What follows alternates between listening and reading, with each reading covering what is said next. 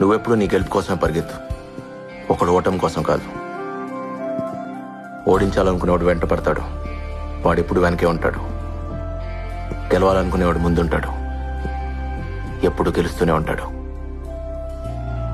గెలవడం అంటే ఓడించడం కాదు. అర్థమైందా? All the best. Thank you sir.